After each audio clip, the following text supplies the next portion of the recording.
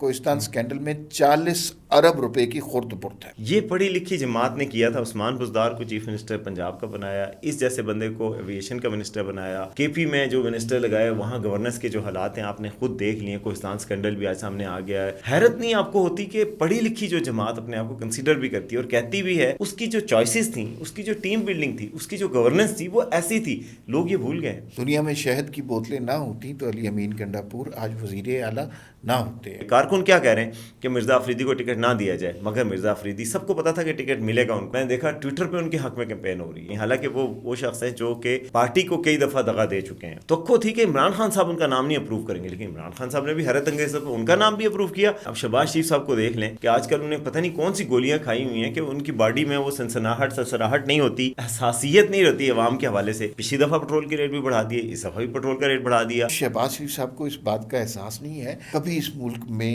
Election بھی ہونے ہیں، کبھی عوام نے بھی آپ کی کارکردگی دیکھ کر آپ کو ووٹ ڈالنا ہے۔ دیکھیے تحریک انصاف نے بڑے ظلم کیے ہیں پاکستان کے ساتھ، جس پہ 9 مئی بھی ہے اور بڑی تباہیاں ہیں۔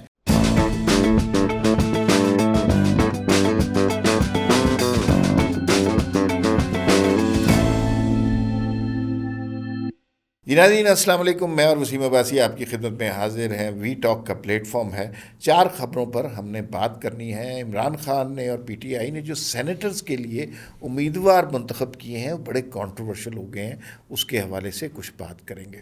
اچھا، ایک بہت بڑا سکینڈل کوہستان سکینڈل کے نام سے آ رہا ہے، اس کے بھی حوالے سے ہم آپ کو کچھ بتائیں گے۔ حکومت نے بھی کسر نہیں کی اور بے تحاشا پیٹرول کی پرائس میں اضافہ کر دیا ہے، لیکن اس میں یہ یاد رکھیے گا کہ یہ اضافہ ابھی مزید ہوگا، یہ بات ختم نہیں ہو گئی۔ اچھا، عمران خان صاحب نے ایک ٹویٹ کیا، بہت خطرناک ٹویٹ کیا، اداروں کے خلاف مزاحمہ، وہ جو ہے نا ڈائریکٹ ٹکراؤ والی پالیسی انہوں نے اختیار کی ہے، اور اس کے اوپر بھی ہم کچھ بات کریں گے۔ لیکن اتنی ساری خبریں اور عموماً بری خبروں میں ایک اچھی خبر یہ آئی ہے کہ برطانیہ نے پاکستان کو سیفٹی لسٹ سے نکال دیا ہے، جس کا مطلب یہ ہے کہ اب پاکستان کی پروازیں وہاں آ جا سکیں گی۔ یہ بہت اچھی خبر ہے۔ 4 سال پہلے یہ سلسلہ بند ہوا تھا، کیوں ہوا تھا، کیسے ہوا تھا، اور اس کے کیا نقصانات ہوئے، اور اب جو یہ کامیابی حاصل ہوئی ہے اس کے کیا فائدے ہوں گے، یہ سارا قصہ ہم سنیں گے وسیم عباسی سے۔ اچھا جی، بہت اچھی خبر ہے جی۔ برطانوی سیفٹی کمیشن نے پاکستان کا نام سے نکال دیا ہے۔ پاکستان کا جن کو جو سیفٹی لسٹ ہوتی ہے، ان کی جو سیفٹی لسٹ ہوتی ہے اس میں وہ ایئر لائنز لی جاتی ہیں جن کا خطرہ ہوتا ہے، ان کے پائلٹس کا مسئلہ ہوتا ہے یا سیفٹی کے باعث خطرہ ہوتا ہے کہ وہ برطانیہ میں لینڈ کریں گے تو سیفٹی کے ایشوز ہو سکتے ہیں برطانوی شہریوں کے لیے۔ یہ اچھی خبر ہے۔ یہ 4 سال پہلے ہوا کیا تھا یہ آپ کو پتہ ہے کہ پاکستان کے جو منسٹر تھے، پی ٹی آئی کا دور چل رہا تھا، عمران خان صاحب کے وزیر تھے غلام سرور، انہوں نے جناب بیان دیا کہ جی پاکستان کے سینکڑوں پائلٹس کی ڈگریاں جعلی ہیں۔ میں نے تحقیق کی ہے، ایسے انٹلیکچوئل بن کے انہوں نے ایک احمقانہ، بے وقوفانہ، انتہائی خطرناک بیان دیا جس کے ان نے کوئی مضمرات نہیں سوچے، وہ ویسے بھی نہیں سوچتے تھے۔ آج کل ویسے انہوں نے پارٹی بدل لی ہے اور کسی اور پارٹی میں چلے گئے پریس کانفرنس کر کے، تو اب لیکن وہ ٹھیک ہو گئے، پوتر ہو گئے، ان کے خلاف کوئی ایکشن نہیں ہوا۔ میں سوچتا ہوں اس کی وجہ سے ہوا کیا کہ پوری دنیا میں پاکستان ایئر لائن پہ پابندیاں لگیں کہ جی یہ تو خود منسٹر کہہ رہا ہے، مذاق بنا۔ باقاعدہ CNN انٹرنیشنل میڈیا نے کہا کہ آپ حیران ہوں گے کہ ایک ملک ہے جس کے پائلٹس کی ڈگریاں جعلی ہیں اور وہ جہاز اڑا رہے ہیں۔ یہ سب جھوٹ اور بکواس تھی، کیونکہ بعد میں ثابت ہوا کہ ایسی بات نہیں تھی، لیکن پاکستان کو ڈیمیج ہو گیا، اربوں روپے کا نقصان ہوا پاکستان کی ساکھ کو۔ اور صرف یہ نہیں نقصان ہوا کہ PIA کی پروازیں بند ہو گئیں باقی ملکوں میں، بلکہ یہ نقصان بھی ہوا کہ پاکستانی پائلٹس دنیا کی جس ایئر لائن میں تھے وہاں سے ان کو نوکریوں سے نکالنا جانا شروع ہو گیا۔ ملیشین ایئر لائن میں ہیں اور دنیا کی بڑی بڑی ایئر لائن میں پاکستان کے پائلٹ خدمات سے انجام دے رہے تھے۔ تو جو ایسا امکانہ بیان دیا تھا انہوں نے، اس کی وجہ سے پابندیاں لگ گئی تھیں۔ اب وہ پابندیاں آہستہ آہستہ کھلنا شروع ہوئی ہیں، باقی ملکوں میں پہلے کھلی تھیں۔ اب برطانیہ کے حوالے سے یورپی یونین کے سیفٹی کمیشن نے پہلے ہی پاکستان کو نکال دیا تھا، اب برطانیہ سے بھی ہوگا تو PIA واپس جا سکے گی، پاکستان کی جو ایئر بلو ہے وہ بھی جا سکے گی، اور یہ جو دھبا تھا وہ مٹے گا۔ اب اس کے لیے بہت ایفرٹس ہوئی ہیں سول ایویشن کے پارٹ پہ، پی آئی اے نے کیا کرنا تھا، سول ایویشن نے اپنے سسٹمز کو بہتر کیا، مضبوط کیا، پوری دنیا کی انسپیکشن ٹیمز آئیں، انہوں نے دیکھا کہ کیسے ان کے امتحانات ہوتے ہیں، جو پائلٹس کو ٹریننگ دی جاتی ہے کیسے دی جاتی ہے، کتنی سیفٹی کے اسٹینڈرڈز آئے ہیں، پھر لائسنس جو پائلٹ کو دیے جاتے ہیں وہ کیسے دیا جاتا ہے، تو وہ ساری دنیا کو مطمئن کیا. ویسے تو بہتری بھی بہت زیادہ آ گئی پہلے سے، تو اس کے بعد یہ ممکن ہوا ہے. یہ پاکستان کے لیے بڑی اچھی خبر ہے. جو اچھی خبریں دنیا میں آتی ہیں اس میں سے یہ ایک اچھی خبر ہے کہ اس سے اب پاکستان کا ایک امیج بہتر ہو. اور بڑے عرصے کے بعد پاکستان کے لیے کوئی بہت اچھی خبر آئی ہے، اور اس میں ظاہر ہے حکومت پاکستان کی سفارتی سطح پر جو کوششیں ہیں وہ بھی کام کا آئی ہیں. ایسے نہیں ہو سکتا. 4 سال کے بعد بین ہٹا ہے، سیفٹی لسٹ میں پاکستان تھا، برطانیہ پرواز نہیں جا سکتی تھی. آج برطانوی ہائی کمشنر خود کہہ رہی ہیں کہ جی میں تو خود انتظار کر رہی ہوں کہ پاکستان کا جہاز اڑے اور میں اس میں برطانیہ جاؤں. دیکھیے تحریک انصاف نے نا بڑے ظلم کیے ہیں پاکستان کے ساتھ، جس پہ 9 مئی بھی ہے اور بڑی تباہیاں ہیں، لیکن 2 انہوں نے ایسے واقعات کیے ہیں جو صریحاً پاکستان کو نقصان پہنچانے کے لیے کیے. اس میں سے ایک بیان یہ تھا جو غلام سرور صاحب نے، جو عمران خان کے ایویشن کے منسٹر تھے، انہوں نے کہہ دیا تھا جی کہ پاکستان کے پائلٹ کی ڈگری جعلی ہے، اور اس سے ساری دنیا میں خوف و ہراس کی کیفیت پیدا ہو.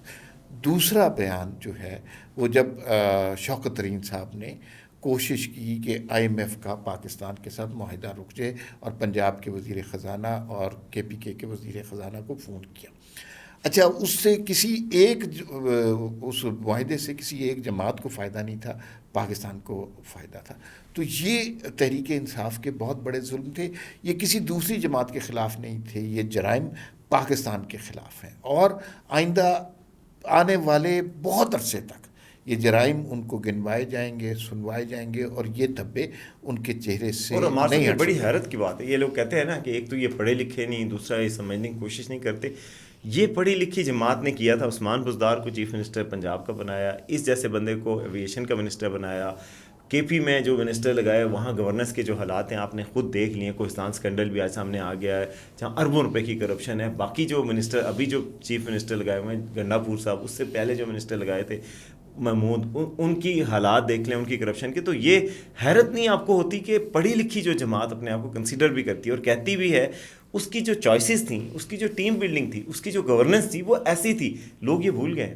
اچھا دیکھیے، عمران خان کی چوائسیز ایسی رہی ہیں سیاست میں آ کے. اگر دنیا میں شہد کی بوتلیں نہ ہوتی تو علی امین گنڈا پور آج وزیر اعلیٰ نہ ہوتے. اگر اعظم سواتی ایک اے ٹی ایم نہ ہوتے تو وہ آج پی ٹی آئی کے بہت اہم رکن نہ ہوتے.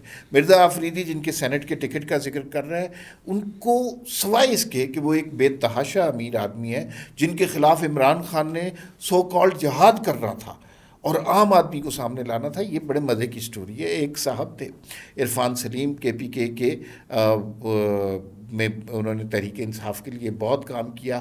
اپنی طرف سے 9 مئی والے واقعے کے بعد بہت مارے بھی کھائیں. جب سینیٹرز کی لیکن ان کا قصور تھا ایک کیا، وہ غریب تھے، غریب آدمی تھے. انہوں نے پہلے جو کے پی کے کی جانب سے لسٹ آئی اس میں ان کا نام تھا، اور ایک مومنہ عباسی کا، وہ بھی ایم پی اے، مومنہ باسط، اچھا وہ بھی ایم پی اے تھی. اب وہ آخری لسٹ جو ہے جو بیرسٹر سیف لے کے آئے ہیں، ان سے دونوں کو اڑا دیا گیا، اور مرزا آفریدی پر جو کو ڈال دیا گیا اور وہ عرفان صاحب کو نکال دیا گیا. جو غریب آدمی کو نکال کے، جس نے قربانیاں دیں، جو ورکر تھا، اس کو نکال کے مرزا اور یہ پہلی دفعہ نہیں ہوا. یہ ایک قادر صاحب تھے سینیٹر، یہ بلوچستان سے، عمران خان صاحب نے ان کو بھی ٹکٹ دیا تھا. اچھا باقی جماعتیں بھی ایسا کرتی ہیں، ایسا نہیں ہے. آپ دیکھیں جے یو آئی نے بھی ہمیشہ پہلے اعظم سواتی صاحب کو ٹکٹ دیتے تھے، پھر کسی اور کو دیتے تھے. ہر جماعت نا سینیٹ الیکشنز کے لیے کچھ اے ٹی ایمز کو ٹکٹ دیتی ہے، کچھ کیونکہ وہ پیسے انویسٹ کر سکتے ہیں. اب پی ٹی آئی پہ بات اس لیے ہوتی ہے کہ پی ٹی آئی چونکہ دعوے کرتی ہے نا، صاف چلی، شفاف چلی، ساری دنیا سے بے باک چلی، الگ ہو کے انقلاب لا رہے ہیں.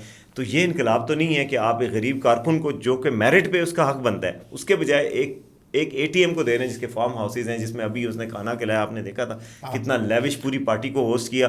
ساری پارٹی کہہ رہی ہے، کارکن کیا کہہ رہے ہیں کہ مرزا آفریدی کو ٹکٹ نہ دیا جائے، مگر مرزا آفریدی سب کو پتا تھا کہ ٹکٹ ملے گا ان کو. میں نے دیکھا ٹویٹر پہ ان کے حق میں کیمپین ہو رہی ہے، ان کے حق میں لوگ لکھ رہے ہیں کہ مرزا آفریدی کی بڑی قربانی. حالانکہ وہ شخص ہیں جو کہ پارٹی کو کئی دفعہ دغا دے چکے ہیں. ان کی نواز شریف صاحب کے ساتھ تصاویر ہیں، پی ٹی آئی کے بندہ ہیں، نواز شریف کے ساتھ تصاویر بھی ہیں، اور پارٹی کو یہ، لیکن کسی کو غرض نہیں. توقع تھی کہ عمران خان صاحب ان کا نام نہیں اپروو کریں گے، لیکن عمران خان صاحب نے بھی حیرت انگیز ان کا نام بھی اپروو کیا، اور جو مشال یوسفزئی ہیں ان کا نام بھی اپروو کیا، اور پتہ ہے کس کا نام نکالا؟ ثانیہ نشتر کا، جو بڑی اکمپلشڈ خاتون ہیں، جو دنیا میں پاکستان کی انٹرنیشنلی ریپیوٹیڈ پاکستان کی خاتون ہیں، ان کا نام نکال دیا گیا. تو یہ اس حمام میں سارے لوگ ہی ایسے ہیں. اب آپ دیکھ لیں ساری پارٹیوں کا حال اصل میں اب ان کا نعرہ یہ ہونا چاہیے کہ نہ صاف چلی نہ شفاف چلی، اس لیے کہ ابھی کوہستان سکینڈل آیا. کوہستان سکینڈل میں 40 ارب روپے کی خورد برد ہے، اور وہ 40 ارب روپے کھا لیے گئے ہیں، اور اس کے اندر مین جو ہے ظاہر ہے ڈی سی وغیرہ کے تھرو یہ پیسے تقسیم ہوئے. اصل نام کس کا آ رہا ہے؟ اعظم سواتی کا. اور سینیٹر کی لسٹ میں کس کا نام ہے؟ اعظم سواتی کا. تو تحریک انصاف نہ صاف چلی نہ شفاف چلی. لیکن دوسری جانب بیانیے کے محاذ پر وہ لڑ رہے ہیں ریاست کے ساتھ. عمران خان کا جو لاسٹ ٹویٹ آیا ہے اس میں آپ نے دیکھا ہے وہ کس کو للکار رہے ہیں، اور انہیں جو ہے بات کی سمجھ آ جانی چاہیے تھی کہ ریاست سے جنگ نہیں ہو سکتی، لیکن وہ اس سٹیج پر کیا کرنا چاہتے ہیں اور کچھ کلیئرٹی نہیں مل رہی. وہ کنفیوز ہیں، فرسٹریٹڈ ہیں، ڈیسپریٹ ہیں. اس کے بارے میں ابھی تک ہمیں کچھ سمجھ نہیں آ رہا. وہ ٹھیک ہے، مگر عمران خان کی خوش بختی بھی ایک ہے، ان کو جو مخالف ملے ہیں نا وہ ماشاء اللہ سے شہباز شریف ملے ہیں مثلاً، یا جو دوسرے لوگ ملے. اب شہباز شریف صاحب کو دیکھ لیں کہ آج کل انہیں پتہ نہیں کون سی گولیاں کھائی ہوئی ہیں کہ ان کی باڈی میں وہ سنسناہٹ نہیں ہوتی، حساسیت نہیں رہتی عوام کے حوالے سے. پچھلی دفعہ پٹرول کے ریٹ بھی بڑھا دیے، اس دفعہ بھی پٹرول کا ریٹ بڑھا دیا. یعنی کہ ایک ایسی بے حسی ہے کہ جس میں یہ سب عوام پیٹ رہے ہوں، چیخ رہے ہوں، تڑپ رہے ہوں، ان کو کچھ نہیں فرق. اس کی وجہ میں آپ کو بتا دوں، اس کی وجہ یہ ہے شہباز شریف کو کہیں نہ کہیں ریئلائز ہو گیا ہے کہ انہیں دوبارہ اگر وہ وزیر اعظم بننے کی ضرورت پڑی تو اس کے لیے عوام کی ضرورت نہیں ہے. وہ اپنی طاقت عوام سے ڈرا ہی نہیں کر رہے نا، ڈرا کبھی بھی نہیں کی. میں آپ کو یہ بڑے وثوق سے بتا رہا ہوں. یعنی عوام کی طرف وہ کمر کر کے بیٹھ گئے، اور ان کو کوئی پتہ نہیں ہے کہ عوام کیا سوچ رہی ہے، وہ کتنی تکلیف میں ہے. اور جناب پٹرول کے ریٹ بڑھائے جا رہے ہیں، چینی کے آپ کو پتہ ہی ہے کتنا بڑا اسکینڈل ہو. 3 چیزیں ایسی ہیں جو لوگوں اس مہنگائی کے دور میں لوگوں کے دلوں پر ایک بہت بڑے ظلم کے طور پر نقش ہے. اس میں ایک چینی اسکینڈل ہے، ایک پیٹرول کی قیمتیں ہیں اور جو بھی مزید بڑھیں گی، اور دوسرا پارلیمان کی تنخواہیں ہیں، اور ایاز صادق کی 21 لاکھ تنخواہیں. آپ کو پتہ ہے کہ ہم یہ بحث کرتے رہے کہ باہر امپورٹ کر رہے ہیں نہیں کر رہے، لیکن اس دوران فائدہ کتنا ہو گیا. ابھی جو ایکس فیکٹری پرائس ہے وہ 165 کر دی ہے. یہ چینی 140 روپے کی تھی. اس کا مطلب ہے کہ ابھی انہوں نے فوری طور پر 25 روپے تو کما لیے پر کلو میں سے، اور اب یہ ریٹیلر کے پاس جائے گی. تو وہ آج ریاض این ڈی جیو کے بتا رہے تھے کہ مارکیٹ میں تو چینی 200 کی مل رہی ہے. امپورٹ کریں نہ کریں غریب آدمی پر اتنا بوجھ پڑ رہا ہے. اور شہباز شریف صاحب کو اس بات کا احساس نہیں ہے. کبھی اس ملک میں الیکشن بھی ہونے ہیں، کبھی عوام نے بھی آپ کی کارکردگی دیکھ کر آپ کو ووٹ ڈالنا ہے، تو اس کے لیے کچھ سوچ لے. لیکن وہ ان ساری چیزوں سے اسٹاک مارکیٹ بہتر ہوگی، زر مبادلہ کے ذخائر بہتر ہو گئے، ریمیٹنسز بہتر ہو گئے، ٹھیک ہے بہتر ہو گئے، لیکن عام آدمی کو کیا فائدہ ہوا؟ عام آدمی کو اس میکرو اکنامکس انڈیکیٹر سے کیا فائدہ ہو گیا؟ عام آدمی کے لیے بجلی سستی ہوئی، چینی سستی ہوئی، اس کے روزگار کے موقع بڑھے، اس کو کوئی فائدہ ہوا؟ تو یہ سوچنا ہوگا. بطور حکمران شہباز شریف یہ نہیں کر سکتے. پبلک آفس ہولڈر ہیں، پبلک کے نمائندے کے طور پہ بیٹھے ہوئے ہیں، تو آخر وہ کون سوچے گا پھر عوام کا؟ بالکل. ایک چیز ڈسکس ہونے سے رہ گئی ہے، باقی تو ساری باتیں ہو گئی ہیں. مشال یوسفزئی کا نام جو ہے وہ آخری وقت میں پی ٹی آئی کی جانب سے سینیٹر کے طور پہ ڈالا گیا. مشال یوسفزئی کانٹروورشل ہیں. ان کے علیمہ خان کے ساتھ بہت اچھے تعلقات نہیں ہیں، ان کے علی امین گنڈا پور کے ساتھ تعلقات اچھے نہیں ہیں. بشرا بی بی ان کی گارنٹر ہے، انہوں نے زبردستی انہیں کیبنٹ میں ڈالا، اور علی امین گنڈا پور نے بعد میں مشال یوسفزئی کو نکال دیا. تو پھر جو عمران، ابھی بھی ان کا نام جو ہے وہ مومنہ باسط کو نکال کے ان کا نام ڈالا گیا، تو یہ بشرا بی بی کی فرمائش پر، خواہش پر ڈالا گیا ہوگا. تو پھر یہ کہتے ہیں اقربا پروری نہیں ہونی چاہیے، اور یہ کیا ڈرامے کرتے ہیں. مشال یوسفزئی یہ وہ خاتون ہے جو جب بھی ان کا کیس چل رہا تھا بلے کا کیس، میرا خیال ہے انہوں نے ایکسکیوز می کہہ کے نا چیف جسٹس کو مخاطب کیا تھا، اور وہاں سے جھڑک کھائی تھی. تو اس کے بعد سے مشہور ہوئی ہیں، لائم لائٹ پہ زیادہ آئی ہیں. ٹک ٹاکس بہت اچھی بناتی ہیں، آپ نے دیکھا ہوگا وہاں پہ آتی ہیں. وزیر اعلیٰ پنجاب بھی بہت وہ اس سائڈ پہ بھی ٹک ٹاکیں بنتی ہیں، اس سائڈ پہ بھی ٹک ٹاکیں بنتی ہیں، تو اس سائڈ سے شاید کمی تھی تو انہوں نے یہ پوری کرنے کی کوشش کی مشال یوسف زئی صاحب نے، اور ٹک ٹاکس وغیرہ بہت بناتی ہیں. تو کل میں دیکھ رہا تھا کہ انہوں نے کہا جی مجھے چنا گیا، میں اتنے عرصے سے رابطے میں بھی نہیں تھی، میرے خلاف لابنگ تھی، مگر ان کے مقابلے میں جو خاتون تھی آپ دیکھیں ثانیہ نشتر تھی، جو جن کو بڑا فخر سے پیش کیا جاتا ہے. واقعی میں ثانیہ نشتر میں ان کو بہت عرصے سے جانتا ہوں، 20 سال سے وہ ظاہر ہے ہیلتھ میں ان کی خدمات تھی. WHO کے لیے نامزد ہوئی تھیں وہ، WHO کی ہیڈ بننے کے لیے، اور ابھی بھی کسی انٹرنیشنل ادارے میں کام کر رہی ہیں. تو لائق لوگوں کی، یہ ٹیکنوکریٹس کی سیٹ ہوتی ہیں سینیٹ میں، لائق لوگوں کی، جو لوگ اکمپلشڈ لوگ ہیں ان کی تو جگہ نہیں ہوتی، لیکن جو لوگ قریب ہوتے ہیں، منظور نظر ہوتے ہیں، ساری پارٹیاں یہ انہی کو منتخب کرتی ہیں. تو اب تک کے لیے اتنا ہی، دیکھتے رہیں وی ٹاک.